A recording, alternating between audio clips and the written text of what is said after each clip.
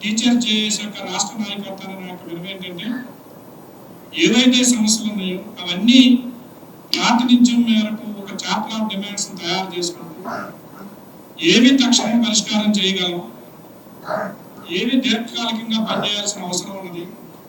దాని route map వేసుకునే విధంగా ఈ సమావేశం అనంతరం రాష్ట్ర స్టీరింగ్ కమిటీ ఆలోచన చేయాలని తెలియజేస్తుంది. కొన్ని సమస్యలు ఇమీడియట్ గా చేయగలం, అవేమో నోట్ చేసుకుని ప్రభుత్వానికి పెద్దల ద్వారా ప్రాతినిధ్యం చేసుకుంటూ వెళ్ళగలిగితేనే ఏపీ టీచర్స్ జేఏసీ యొక్క మనుగడ ఉంటుంది తప్పితే సమస్యల పరిష్కారం లేకుండా కేవలం సమస్యలే డిస్కస్ చేసుకుంటూ వెళితే మాత్రం ఎక్కడ ఈ జేఏసీ కాదు ఏ జేఏసీ కూడా మనుగడలో ఉండలేదు. ఆ మేరకు ఒక కార్యాచరణ పథకాన్ని తీసుకుని ముందుకు వెళ్లే క్రమంలో ఈ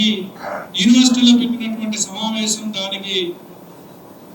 నిలిచిపోయే విధంగా వాళ్ళ యొక్క కార్యాచరణ ఉండాలని చెప్పి మనస్ఫూర్తిగా కోరుకుంటూ పెద్దలు ఇంతమంది ప్రభుత్వానికి దగ్గరగా ఉండేటువంటి పెద్దల ద్వారా సాధ్యం కానటువంటి అంశాలు ఇంకా ఏ జేఏసీ వల్ల అవుతాయని చెప్పి మనకైతే ప్రమేయం లేదు. అంటే ఏదైతే ఈనాడు ఉన్నటువంటి టీచర్స్ కానీ ఎంప్లాయీస్ కానీ అందరూ ఆశలు పెట్టుకున్నారో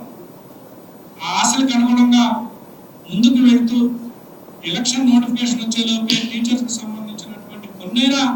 సమస్యలను అడ్రస్ చేయలేకపోతే మాత్రం ఖచ్చితంగా జేఏసీ యొక్క ఏర్పాటుకి మనుగడ ఉండదనేటువంటి అంశాన్ని మీరు దృష్టి తీసుకొస్తూ ఆ మేరకు కృషి చేయాలని చెప్పి మనస్ఫూర్తిగా తెలియజేసుకుని అవకాశం ఇచ్చినటువంటి సీన్ గారికి ధన్యవాదాలు తెలియజేస్తున్నాను.